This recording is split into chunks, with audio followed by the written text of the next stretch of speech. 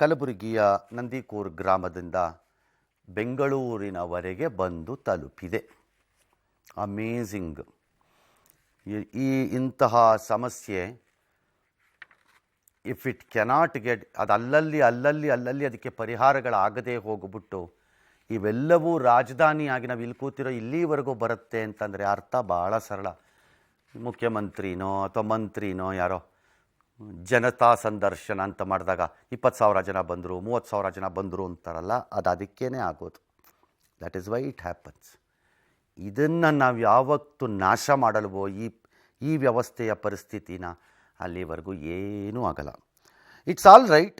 ಯಾರು ಏನು ಮಾಡ್ತಾರೆ ಬಿಡ್ತಾರೆ ಇಂಪಾರ್ಟೆಂಟ್ ಅಲ್ಲ, ನಾವೇನು ಮಾಡಬೇಕು ಅನ್ನೋದು ಇಂಪಾರ್ಟೆಂಟ್ ಯಾವಾಗಲೂ. ಅವನು ಯಾಕೆ ಹೆಲ್ಪ್ ಮಾಡ್ತಾ ಇಲ್ಲ ಅಂತ ಪ್ರಶ್ನೆ ಕೇಳುವ ಬದಲು ನಾನೆಷ್ಟು ಹೆಲ್ಪ್ ಮಾಡೋಕ್ಕಾಗುತ್ತೆ ಅನ್ನೋ ಪ್ರಶ್ನೆನ ನನ್ನನ್ನು ನಾನು ಕೇಳಿಕೊಂಡ್ರೆ ಸಾಕು. ಇನ್ನೊಬ್ರನ್ನ ಪ್ರಶ್ನೆ ಮಾಡೋ ಪ್ರಯೋಜನ ಇಲ್ಲ ಈ ವಿಚಾರದಲ್ಲಿ. Let's go to the story. ಹೋಗೋಣ ಕತೆಗೆ.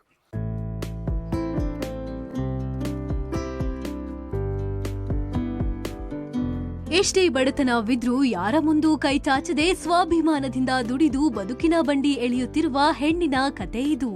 ಹೌದು, ಹೀಗೆ ತನ್ನ 3 ಜನ ಮಕ್ಕಳ ಜೊತೆ ಗುಡಿಸಲ ಮನೆಯಲ್ಲಿ ಜೀವನ ನಡೆಸುತ್ತಿರುವ ಈ ಮಹಿಳೆಯ ಹೆಸರು ಕಲಾವತಿ.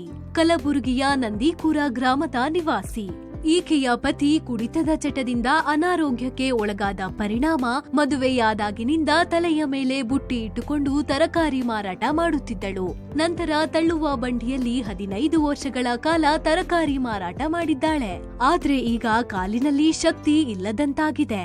ಹಾಗಾಗಿ ಸಹೋದರನ ದ್ವಿಚಕ್ರ ವಾಹನ ತೆಗೆದುಕೊಂಡು ಕಳೆದ 2 ವರ್ಷಗಳಿಂದ ತರಕಾರಿ ಮಾರಾಟ ಮಾಡುತ್ತಿದ್ದಾರೆ. ಆದರೆ ಇದೀಗ ಆ ಬೈಕ್ ಪದೇ ಪದೇ ಕೆಟ್ಟು ನಿಲ್ಲುತ್ತಿದೆ. ಪರಿಣಾಮ ತುತ್ತಿನ ಚೀಲ ತುಂಬಿಸಲು ಪರದಾಡುವಂತಾಗಿದೆ.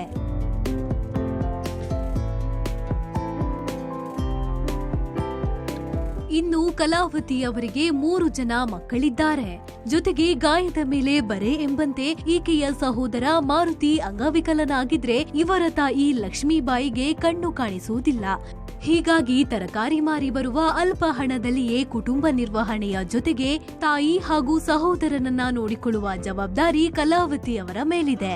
ಹೀಗಾಗಿ ಯಾರಾದ್ರೂ ದಾನಿಗಳ ಮೂಲಕ ಕಲಾವತಿ ಅವರಿಗೆ ಸಹಾಯ ಮಾಡಿಸಿ ಎಂಬುದು ಗ್ರಾಮದ ಜನರ ಮನವಿಯಾಗಿದೆ. 3 ಜನ ಮಕ್ಕಳು, ಅಂಗವಿಕಲ ಸಹೋದರ ಮತ್ತು ಕಣ್ಣು ಕಾಣದ ತಾಯಿಯನ್ನ ಕಿತ್ತು ತಿನ್ನುವ ಬಡತನದ ಮಧ್ಯೆ ಸಾಕಿ ಸಲಹುತ್ತಿರುವ ಈ ಸ್ವಾಭಿಮಾನಿ ಮಹಿಳೆ ಸಹಾಯಕ್ಕೆ ಅರ್ಹಳು ಎಂಬುದು ನಮ್ಮ ನಂಬಿಕೆ. All right. ಪರ್ಟಿಕ್ಯುಲರ್ಲಿ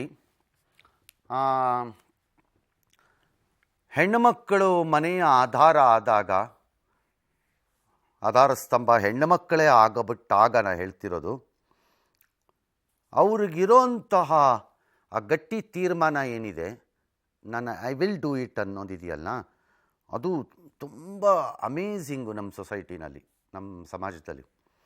ಇಲ್ಲೂ ಆಗಿರೋದು ಅದೇನೆ. ಇಟ್ಸೆ ಒಂದು ಹೆಣ್ಣುಮಗಳು ಹೇಗೆ ನಾನು ಒಂದು ಕುಟುಂಬನ ಉಳಿಸ್ಕೊಂಡ್ಬಿಡ್ತೀನಿ ಅಂತನೋ ಅಥವಾ ಕಟ್ಕೊಂಡ್ಬಿಡ್ತೀನಿ ಅಂತನೋ ಇರ್ಬೋದು. ಈಕೆ ಕಲಾವತಿ ಮತ್ತು ಮಗ ತಿಪ್ಪಣ್ಣ.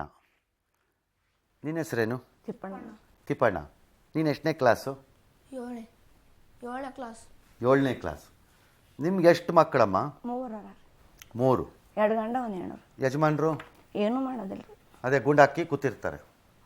ನೀನು ದುಡ್ಡು ಕೊಡ್ತೀಯ ಅವ್ರಿಗೆ ಗುಂಡಾಕಕ್ಕೆ? ಇಲ್ರಿ, ಅವ್ರು ಮನೆತಲ್ಲಿ ಇರಲ್ರಿ, ಊರೂರು ಹೋಗ್ತಾರೆ. ಹೋಗ್ಬಿಟ್ಟು ಬರ್ತಾರೆ 4 ತಿಂಗಳಿಗೆ 3 ತಿಂಗಳಿಗೆ. ಅಂದರೆ ಅಲ್ಲೇನು ದುಡಿತಾರಾ? ಏನು ಮಾಡ್ತಾರೆ ಅಂದ್ರೆ ಅವ್ರು ದುಡಿದು ಅವ್ರದವ್ರು ಆಯಸ್ನೇ ಇರ್ತಾರೆ, ಮನೆ ಕಡೆ ಏನೂ ಮಾಡೋದಿಲ್ಲ. ಬಟ್ ಗುಂಡಾಕೊಂಡು ಇದ್ಬಿಡ್ತಾರಾ? ಕುಡಿತಾರೆ. ಕುಡ್ದು ಕಿಡ್ನಿಗಳನ್ನೂ ಹೋಗ್ಯಾವ್ರಿ. ಹೋಗ್ಬಿಡವನ್ನ? ಕಿಡ್ನಿನೂ ಹೋಗ್ಯಾವ. ಮೊನ್ನೆ ಅವ್ರ ಅಕ್ಕನ 40,000 ರೂಪಾಯಿನ ಹಾಕ್ದದ್ದು ಹಾಕೊಂಡು. ಇನ್ನೊಂದು ಸ್ವಲ್ಪ ದಿನ ಆದ್ಮೇಲೆ ನಿನ್ನ ಹತ್ರಕ್ಕೆ ಬರ್ತಾರೆ. ಎಲ್ಲ ಬಂದಂಗೆ ಅದಾರಿ. ಬಂದು ಹೋಯ್ತಲ್ಲ ಕಿಡ್ನಿ, ಈಗ ಇನ್ನು ನೋಡ್ಕೊಳಕ್ಕೆ ಯಾರು ಇರಂಗಿಲ್ಲ, ತಿನ್ನಕ್ಕೆ ಕಷ್ಟ, ದುಡಿಯೋಕ್ಕೆ ಕಷ್ಟ, ನಿನ್ನ ಹತ್ರಕ್ಕೆ ಬರ್ತಾರೆ ನೋಡಿ. ಈಗ ನಿನ್ನ ಹತ್ರಕ್ಕೆ ಬರ್ತಾರೆ. ಏನು ಮಾಡ್ಬೇಕು ಬಂದ್ರೆ ಉಪಾಯ ಇಲ್ಲರಿ. ಸುಮ್ಮನೆ ನೋಡು, ನಾ ಈ ಮಕ್ಳು ನೋಡ್ದ ಅವ್ರಿಗೆ ನೋಡ್ಬೇಕಷ್ಟೆ. ಅಷ್ಟೇ ನೀನು ನೋಡ್ಕೋಬೇಕಷ್ಟೆ. ನೀನು ಹಣೆ ಬರ ಅದು. ಇವತ್ತೇ ಹೇಳ್ಬಿಟ್ಟಿದ್ದೀನಿ ನಾನು, ಈ ವ್ಯಕ್ತಿ ಯಾವಾಗ ಅವನು ಇಷ್ಟು ಮಾಡಿದ್ದಾನೆ ಈಗ ಬರ್ತಾನೆ ನೋಡಿ ನಿನ್ನ ಹತ್ರಕ್ಕೆ ಅವನು. ಯಾಕಂದರೆ ಇನ್ನು ಗತಿ ಇಲ್ಲ ಅವನಿಗೆ ನೋಡ್ಕೊಳಕ್ಕೆ ಯಾರುವೆ. ಹಾಗಾಗಿ ನೀನು ಮಾಡಲೇಬೇಕು ಅನ್ನೋ ಥರ ಬಂದು ನಿನ್ನ ಹತ್ರಕ್ಕೆ ಬಂದು ಬೀಳ್ತಾನೆ ನೋಡಿ. ಬಟ್ ಏನೂ ಮಾಡೋಕ್ಕಾಗಲ್ಲ. ಓಕೆ. ಈ ತರಕಾರಿ ವ್ಯವಹಾರ ನಿನ್ಗೆ ಯಾಕೆ ಬಂತು? ನಾವು ಬುಟ್ಟೆ ಮಾರ್ತಿದ್ರಿ ಪೈಲ. ಮಕ್ಕಳು ಸಣ್ಣ ಸಣ್ಣದಾಗ ಬುಟ್ಟೆ ಮಾರ್ತಿದ್ದ 17 ವರ್ಷ ಆಯ್ತು ನಾ ಮಾರಕತ್ತು ತರಕಾರಿ ತರಕಾರಿ 17 ವರ್ಷನ್ಯಾಗ 2 ವರ್ಷ ಬುಟ್ಟೆ ಮಾರಿ ಈಗ ನಿಂಗೆ ಈ ತರಕಾರಿ ದುಡ್ಡು ಬಿಟ್ರೆ ಬೇರೆ ಏನು? ಏನೂ ಬರೋದಿಲ್ಲ ನಂಗೆ, ತರಕಾರಿ ಒಂದೇ ಮಾರ್ತೀನಿ. ಅದ್ರಾಗೆ ಕುಟುಂಬ ನಡೆಸ್ತೀಯನ? ಆಗ್ತದೇನ ಅಷ್ಟೊಂದ್ರಿ? ಅಣ್ಣಾಗ ಫಿಲ್ಟರ್ ನೀರು ಎಷ್ಟು ತಿಂಗಳ ದಿನ ದಿನ ನಿನ್ಗೆ ಮುಂಜಾನಿಂದ ಸಂಜೆವರೆಗೂ ಮಾಡಿದ್ರೆ ಎಷ್ಟು ಆಗ್ತದೆ? ಚಿಂತಾಗ ಮಾಡೋದಿಲ್ರಿ, ಬೆಳಗ್ಗೆ 6 ಗಂಟೆಗಂತ 10 12 ತನಕ ಮಾಡ್ತೀನಿ ರೀ. 6ರಿಂದ 10ಕ್ಕೆ ಮಾರ್ತಿ ಅಂದ್ರೆ ನೀ ಎಷ್ಟೊತ್ತಿಗೆ ಹೇಳ್ತಿ? 5 ಗಂಟೆಗೆ ಹೇಳ್ತೀನಿ ರೀ, ಒಂದ್ಸರಿ 4 ಗಂಟೆಗೆ ಹೇಳ್ತೀನಿ ರೀ. ಎದ್ದ ಎಲ್ಲ ಸೋರ್ಸ್ಕೋಬೇಕಲ್ರಿ ಮಾಲ, ಎಲ್ಲ ಸೋರ್ಸ್ಕೊಂಡು ಹಿಂಗೆ ಅಲ್ಲೇ ಕ್ವಾಟ್ನೂರ್ ಅದ ರೀ ನಮ್ದು ಜೇಲ, ಹಂಗೆಲ್ಲ ಹಳ್ಳಿ ಹಳ್ಳಿ ಓಡಾಡಿ ಗಾಡಿ ಓಡಿಸ್ಕೊಂಡು. ಗಾಡಿ ಓಡಿಸಿ ನೀನು ಗಾಡಿ ಓಡಿಸ್ತಿ? ಹೆಂಗೆ ಕಲ್ತಿ? ಒಂದಿನ ಅಣ್ಣನೇ ಕಲ್ಸ್ಯಾನ್ರಿ, ಕಾಲಿಲ್ಲ ಅಣ್ಣ ಅನ್ನಲ್ರಿ, ಅವರೇ ಕಲ್ಸ್ಯಾರ. ಅದು ಅಪ್ಪಗೆ ಓಡ್ಕೊಟ್ಟು 14 ವರ್ಷ ಆಯ್ತು ರೀ, ಒಟ್ಟು ಮ್ಯಾಗ ಕೊಟ್ಟಾನ್ರಿ. ಅಣ್ಣ ಏನು ಕೊಡ್ಸಿದ್ದಿಂಗ ಗಾಡಿ? ಅದು ಗಾಡಿ ಖರಾಬ್ ಆಗಿತ್ತು ರೀ, ಖರಾಬಾಗಿ ಮೂಲೆ ಬಿದ್ದಿತ್ತು. ನನ್ನ ಕಾಲು ಬೊಕ್ಕೊಂಡು ನೋವಾಗ್ಯಾವ. ಯಾರ? ನಾ ಅಣ್ಣಗೆ ಹೇಳ್ದ, ನಂಗೆ ಬೊಕ್ಕು ತರಸ್ಲತ್ತದ, ಇದಕ್ಕೆ ಏನಾರ ಮೊದ್ಲು ಹೆಂಗ್ ಮಾರ್ತಿದ್ದಿ ನೀನು? ಬುಟ್ಟೆ ಮಾರಿನ್ರಿ, ಬುಟ್ಟೆ ಮಾರಿ ತಳ ಬಂಡಿ 15 ವರ್ಷ ತಳ ಬಂಡಿ ತಳ ಏನೂ ಇಲ್ರಿ, ಕಾಲು ನಡೆದು ಕಾಲು ಬೊಕ್ಕೊಂಡು ನೋವಾಗ. ಈಗ ಒಂದು 6 ತಿಂಗಳಾಯ್ತು ಮಾಡಿಸಿ, ಅದು ಬೇಗ ಬೇಗ ಕೆಟ್ಟು ಹೊಲ್ತದ, ಅದು ರಿಪೇರಿ ಆಗಲ್ಲತ್ತಾರ. ಆತನ್ಗೆ ಯಾಕೆ ಬಂತದ ಆ ಗಾಡಿ? ಅಣ್ಣ ಅಂಗವಲ್ಕನ ರೀ, ಅಣ್ಣ ಅಂಗವಲ್ಕನ. ಮತ್ತೆ ಅವ ನಿನಗೆ ಗಾಡಿ ಕೊಟ್ಟು ಅವ ಏನ್ ಮಾಡ್ತಾನೆ? ಮತ್ತೊಂದು ಕೊಟ್ಟಾರ್ರಿ ಗೌರ್ಮೆಂಟ್ಲಿ, ಅವ್ರಿಗೆ ಇನ್ನೊಂದು ಕೊಟ್ಟಾರ, ಅದಕ್ಕೆ ಮೂಲೆ ಬಿದ್ದಿತ್ತು ರೀ, ಖರಾಬಾಗಿಲ್ಲ. ಅದೇ ರಿಪೇರಿ ಮಾಡ್ಕೋಬೇಕಂತ ಮಾಡಿದ್ರು ಅದು ರಿಪೇರಿನೇ ಆಗೋದಾಗ್ಯದ. ಎಷ್ಟು ರೊಕ್ಕ ಆಗ್ತದೆ ನಿನಗೆ ಡೈಲಿ? ಆಗ್ತದ್ರಿ, ಒಂದು ದಿನ 200-300 ರೂಪಾಯಿ ಹೋಯ್ತದ ರೀ, ಗಂಡ ತೆಗೆದು 150 ಹೋಯ್ತು. ಅದು ಬಿಟ್ಟು ನೀ ಬೇರೆ ಏನು ಮಾಡಂಗಿಲ್ಲೇನ? ಬರೋದಿಲ್ರಿ ಬೇರೆ ಕೆಲಸ. ಇನ್ನೆರಡು ಮಕ್ಳು ಏನು ಮಾಡ್ಯಾರ? ಇವ ಏನು 7ನೇ ಕ್ಲಾಸ್? ಹುಡುಗಿ 9ನೇ ಹೇಳ್ರಿ, ಹುಡುಗಿ 9ನೇ ಹೇಳ್ರಿ. 9? ದೊಡ್ಡವನ? ಹುಡುಗಿ ಹೇಳ್ರಿ. ಹುಡುಗಿ? ಇವನ್ ತಮ್ಮ ಏನು ಇನ್ನೊಬ್ಬ? ತಮ್ಮ ಇನ್ನೊಬ್ಬ ಸಣ್ಣ 4 ವರ್ಷನೇ ಅವನಾರಿ. ಶಾಲೆಗೆ ಕಳಿಸ್ತೀಯನ ಇವನ್ನ? ಶಾಲೆ ಓದ್ತಾರ. ಇವರಿಬ್ರು ಆಕಿನ? ಹುಡುಗಿನೂ ಓದ್ತಾಳ್ರಿ. ಕಳಿಸ್ತಿ? ಹೋಗ್ತಿ ಶಾಲೆಗೆ? ಚೆನ್ನಾಗಿ ಓದ್ತೀಯಾ? ಗೌರ್ಮೆಂಟ್ ಸ್ಕೂಲ್ಗೆ ಓದ್ತಾರೆ. ಚೆನ್ನಾಗಿ ಓದ್ತೀಯಾ? ಹಾಂ, ಎಷ್ಟು ಮಾರ್ಕ್ಸ್ ನಿಂಗೆ? 70. 70? ಈಗದು 85 ಆಗಬೇಕು. ಹೆಂಗೆ ಕಲಿತೀನಿ ಸರ್, ಓದಬೇಕು. ಕರೆಕ್ಟ್. ಯಾವಾಗ ಮಾಡ್ತೀಯಾ? 7ನೇ ಕ್ಲಾಸಲ್ಲಿ ಮಾಡ್ತೀಯಾ ಈಗ? ಈಗ 7ನೇ ಕ್ಲಾಸ್ ಎಕ್ಸಾಮ್ ಇನ್ನೂ ಬರ್ದಿಲ್ಲ ಅಲ್ವಾ ನೀನು? ಈ ಸರಿ 7ನೇ ಕ್ಲಾಸಲ್ಲಿ ನೀನು 85 ತಗೋಬೇಕು. ಯಾಕೆ ಗೊತ್ತಾ? ನೀ ಚಲೋ ಓದಿದ್ರೆ ನಾಳೆ ಒಳ್ಳೆ ನೌಕರಿ ಆಯಿತು ಅಂತ ಇಟ್ಕ, ಹಾಂ, ಆಗೇನು ಮಾಡ್ಬೋದು? ಅಮ್ಮಗೆ ನೋಡ್ಕೋಬೋದು, ಚಲೋ ನೋಡ್ಕೋಬೋದಲ್ಲ, ಹೌದು ತಾನೆ? ನಿನ್ನ ಐಡಿಯಾ ಈಗ ಏನಿರ್ಬೇಕು ಹಂಗಾರೆ? ಯಾವಾಗಲೂ ಸ್ಪೀಡ್ ಅಲ್ಲ, ಯಾವಾಗಲೂ ಏನು ಯೋಚನೆ ಮಾಡ್ಬೇಕು ನೀನು? ಅಮ್ಮಗೆ ಸಲಹಬೇಕು. ಅದಕ್ಕೆ ಏನು ಮಾಡಬೇಕು? ಓದಬೇಕು. ಎಷ್ಟು ಚೆನ್ನಾಗಿ ಓದಬೇಕು? ಭಾಳ ಚೆನ್ನಾಗಿ ಓದಬೇಕು. ಚಲೋ ಓದ್ಬೇಕು, ಇಷ್ಟೇ ಇಟ್ಕೊ, ಆಗ್ತದೆ. ಆಯಿತಾ?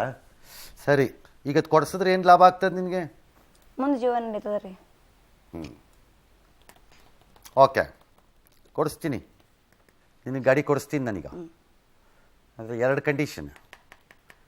ಒಂದು, ನೀನು ಗಾಡಿ ಓಡಿಸ್ತಿದೀಯಲ್ಲ,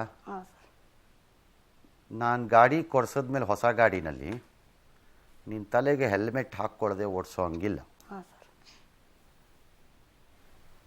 ಗೊತ್ತಾಯ್ತಾ? ನನಗೆ ಹೆಲ್ಮೆಟು ಕೊಡಿಸ್ತೀನಿ, ನೀ ಹೆಲ್ಮೆಟ್ ಹಾಕ್ಕೊಂಡೇ ಓಡಿಸ್ಬೇಕು. ಯಾರು ಏನಾರು ಅನ್ಕೊಳ್ಳಿ ಮಂದಿ, ಗೊತ್ತಾಯ್ತಾ? ಏನಾರು ಹೆಚ್ಚು ಕಡಿಮೆ ಆದರೆ ಏನು ಮಾಡ್ತೀವಿ?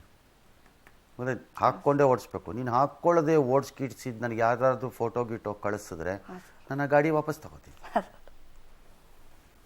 ನೀನು ಹೆಲ್ಮೆಟ್ ಹಾಕೋಬೇಕು, ನಂಬರ್ 1. ನಂಬರ್ 2, ನಿನಗೆ ಎಷ್ಟು ಕಷ್ಟ ಆದರೂ ಸರಿ ಅವು 3 ಓದಿಸೋದು ಬಿಡಬಾರ್ದು. ಇಲ್ಲ ಸರ್, ಬಿಡಲ್ಲ. ಅರ್ಥ ಆಯ್ತಾ? ಅವು 3 ಓದಿಸೋ ಕೆಲಸ ಬಿಡಬಾರ್ದು. ಆಮೇಲೆ ನಿನ್ಗೆ ಎಷ್ಟು ಟೈಮ್ ಇದೆಯೋ ಇಲ್ವೋ ನಂಗೆ ಗೊತ್ತಿಲ್ಲ, ದಿನಕ್ಕೆ 1 ಗಂಟೆ ಕಾಲ ನೀನು ಆ 3 ಮಕ್ಕಳು ಹೆಂಗೆ ಓದ್ತಿದ್ದಾರೆ ಅಂತ ಚೆಕ್ ಮಾಡಬೇಕು. ನೀನು ರಾತ್ರಿನಾದರೂ ಮಾಡು, ಮಧ್ಯಾಹ್ನನಾದರೂ ಮಾಡು, ಸಂಜೆನಾದರೂ ಮಾಡು. 1 ಗಂಟೆ ನಿನಗೇನು ಅರ್ಥ? ನೀನು ಶಾಲೆಗೆ ಹೋಗಿಲ್ಲ, ಪರವಾಗಿಲ್ಲ, ನೀನು ಏನು ಓದ್ತಾ ಇದೀಯಾ? ಶಾಲೆಯಲ್ಲಿ ಮಾಸ್ತರು ನಿನಗೇನು ಹೇಳಾರ, ನಿಂದೇನು ಅಂತ ನೀನು ಕೇಳಬೇಕು. ತಿಂಗಳಿಗೆ 1 ಸರ್ತಿ ಆ ಶಾಲೆಗೆ ಹೋಗಿ ನೀನು ಆ ಮಾಸ್ಟ್ರನ್ನ ಕೇಳ್ಕೊಂಬರ್ಬೇಕು, ಹೆಂಗೆ ಓದ್ತಿದ್ದಾರೆ ಇವರು ಅಂತ. ಅವ್ರು ಏನಾದರೂ ಹೇಳಿ, ಅವ್ರನ್ನ ಹೆದರ್ಸಕ್ಕಲ್ಲ, ಗೊತ್ತಾಯ್ತಾ ನಿನಗೆ? ಸುಮ್ಮನೆ ನಿಮ್ಮವ್ವ ತಿಳ್ಕೊಳ್ಳೋಕ್ಕೆ ನೀವು ಹೋಗಿ ಕೇಳಬೇಕಾದ್ರು. ನಿನಗೆ ಟೈಮ್ ಆದಾಗ 1 ಅವರ್ ಹೋಗಿ 1 ತಿಂಗಳಿಗೆ 1 ಸರಿ. ಹೆಂಗೆ ಗೊತ್ತಾ ಮಕ್ಕಳು ಇವು, ನನಗೆ ಹೇಳ್ತಿರೋದು ನಿಜಾನಾ ಅಲ್ವಾ ಅಂತ ಕೇಳ್ಕೋಬೇಕು. ಹಾಂ ಸರ್. ಇದು 3 ಮಾಡ್ತೀನಿ ಅಂದರೆ ಕೊಡಿಸ್ತೀನಿ. ಮಾಡ್ತೀನಿ ಸರ್. ಇಲ್ಲ ನಾನು ಇದನ್ನು ಮಾಡಿಕೊಟ್ಟ ಮೇಲೆ ಅವರೆಲ್ಲಿ ನೋಡಾರು ಬಂದು ಹೇಳಿ ಸರ್. ಅವರು ದೂರ ಬೆಂಗಳೂರಿನಾಗ ಕೂತಿರ್ತಾರೆ, ಅವ್ರಿಗೆ ಹೆಂಗೆ ಗೊತ್ತಾಗ್ತದೆ? ನನ್ನ ಯಾರಿಗೂ ಗೊತ್ತಾಗಂಗಿಲ್ಲ ಅಂತ ಅಂದ್ಬಿಟ್ಟು ನೀವು ಮಾಡಿದ್ರೆ ನಮ್ಮ ಒಳ್ಳೇದಕ್ಕೆ ಹೇಳ್ತೀರಲ್ರಿ. ನನಗೇನು ಲಾಸ್ ಇಲ್ಲ. ನಮಗೆ ಒಳ್ಳೇದಕ್ಕೆ ಹೇಳೋದಲ್ಲ. ನಿನಗೆ ಲಾಸ್. ಎರಡನೇದು, ನಿನಗೆ ಆ ದೇವ್ರಿಗೆ ಕ್ಷಮಿಸಲ್ಲ. ಹೌದು ರೀ. ಯಾಕೆ ಅಂದರೆ ನೀನು ನನಗೆ ಮೋಸ ಮಾಡಿದ್ದಕ್ಕೆ. ಗೊತ್ತಾಯ್ತಾ? ಹಾಂ sir. All right. Basavaraj basically A software engineer. ನಮ್ಮ ಬೆಳಕು ಕಾರ್ಯಕ್ರಮದಲ್ಲಿ ರಿಜಿಸ್ಟರ್ ಮಾಡ್ಕೊಂಡಿರೋಂಥವ್ರು ಈ ಥರದ್ದು ಬಂದಾಗ ನಾನು ನೆರವಿಗೆ ಬರ್ತೀನಿ ಅಂತ ಅಂದರೆ ಅವರ ಮನೋಸ್ಥಿತಿ ಏನಿರುತ್ತೆ ರಿಜಿಸ್ಟರ್ ಮಾಡಿದವ್ರದ್ದು ಅಂತ ನಿಮಗೆ ಈಗ ಅರ್ಥ ಆಗುತ್ತೆ. ಹಾಗಾಗಿ ಈಗ ಅವರನ್ನು ದುರ್ಬಳಕೆ ಮಾಡಿಕೊಳ್ಳುವಂತಹ ಸಮಯ ಬಂದಿದೆ. ಅವರು ರಿಜಿಸ್ಟರ್ ಮಾಡಿರೋದ್ರಿಂದ ನಮ್ಮ ಹತ್ರ. ಬಸವರಾಜ್ ನಮಸ್ಕಾರ, ರಂಗನಾಥ್ ಮಾತಾಡ್ತಾ ಇದ್ದೀನಿ. ನಮಸ್ಕಾರ ಸರ್. ಚೆನ್ನಾಗಿದ್ದೀರಾ? ಹಾಂ, ಆರಾಮಾಗಿದ್ದೀನಿ ಸರ್. ಈಕೆಗೆ ಏನಾಗಬೇಕು ಅದನ್ನು ಮಾಡೋಣ ನಾವು. ಹಾಂ, ಮಾಡೋಣ ಸರ್. ಅದು ಅವ್ರ ಅನುಕೂಲ ಮಾಡ್ಕೊಳಂಗಿದ್ರೆ ಮಾಡೋಣ ಸರ್. ಅದಕ್ಕೆ ಅದನ್ನೇ ನಾನು ಈಗ ಕಂಡೀಷನ್ ಹಾಕಿದ್ದೀನಿ. ಹಾಂ ಸರ್. ಅವ್ರಿಗೆ 3 ಕಂಡೀಷನ್ ಹಾಕಿದ್ದೀನಿ. ಈಗ ಆಕೆಗೆ ಅದು ಫಾಲೋ ಮಾಡದೇ ಇದ್ದರೆ ನೋಡವ ನೀನು ನನಗೆ ಮೋಸ ಮಾಡ್ದಂಗೆ ಅಷ್ಟೇ, ನೀನು ಏನು ಬೇಕಾದ್ರೂ ಮಾಡ್ಕೊ ಅಂತ ಹೇಳಿದ್ದೀನಿ. ಅಷ್ಟೇ ಸರ್, ಅಷ್ಟೇ ಹೇಳ್ಬೋದು. ಅದಕ್ಕಿಂತ ಇದೆ ತಿಳ್ಕೊಂಡು ನಾನು ನೀವು ಪೊಲೀಸ್ನವ್ರ ಥರ ದಿನ ಬೆಳಗ್ಗೆ ಹೋಗಿ ನೋಡೋಕ್ಕಾಗತ್ತಾ? ಅದೇ ಸರ್. ಅಲ್ವಾ? ಹೆಲ್ಪ್ ಆಗಲಿ ಅಂತ ಮಾಡ್ತೀವಿ ಸರ್. ಕರೆಕ್ಟ್. ನಿಮಗೆ ಯಾಕೆ ಈ ಥರ ಮಾಡಬೇಕು ಅನ್ಸತ್ತೆ? ಅಲ್ಲ, ಏನು ಜನರಿಗೆ ಒಳ್ಳೇದಾದ್ರೆ ಒಳ್ಳೇದಾಗಲಿ ಅಂತ ಅದೇ ಅಷ್ಟೇ. ಹಾಂ, ಸರಿ, all right. God bless you. ನಿಮ್ಗೆ ಇದೇ ರೀತಿ ಮನಸ್ಸಿರಲಿ ಅಷ್ಟೇ. Thank you sir. ನನಗೆ ನೀವು ನಮಗೆ ಮಾಡ್ಕೊಡಕ್ಕೆ ಒಂದು ಅವಕಾಶ ಮಾಡಿಕೊಟ್ಟಿದ್ದಕ್ಕೆ ಥ್ಯಾಂಕ್ ಯು ಅಷ್ಟೇ. Okay sir. ನಾವು ನಿಮ್ಗೆ ಥ್ಯಾಂಕ್ಸ್ ಹೇಳ್ಬೇಕು ಸರ್. ನೀವೆಲ್ಲ ಇಲ್ಲ ಚೆಕ್ ಇಲ್ಲ ಮಾಡಿ ಇಲ್ಲ, ನಾವು ನಿಮಗೆ ಹೇಳಬೇಕು, ನೀವು ನಮಗೆ ಹೇಳಿ. ಇಬ್ಬರು ಹೇಳ್ಕೊಂಬಿಡೋಣ ಒಬ್ರಿಗೊಬ್ರು ಹಂಗಾರೆ. ಆಯ್ತು sir. Okay, thank you Basavaraj. ಈಗ ನಿನಗೊಂದು ಇನ್ನೊಂದು ಗಾಡಿನ ಕೊಡಿಸ್ತೀನಿ. ಚಲೋ ಆಯ್ತಲ್ಲ? ಆ ಟೈಪ್ದು ನಿನಗೆ ತರಕಾರಿ ಎತ್ಕೊಂಡು ಹೋಗೋ ಟೈಪ್ಗಾಗತ್ತೆ. ಅದು ಎಷ್ಟಾರು ಆಗಲಿ, ದುಡ್ಡು ತಲೆ ಕೆಡ್ಸ್ಕೊಳ್ಳೋಂಗಿಲ್ಲ, ಕೊಡಿಸ್ತೀನಿ ನಾನು. ಬಟ್ ನಾನು ಹೇಳಿದ 3 ಕಂಡೀಷನ್ ನೀನು ಫಾಲೋ ಮಾಡಬೇಕು. 1 ಹೆಲ್ಮೆಟ್, 2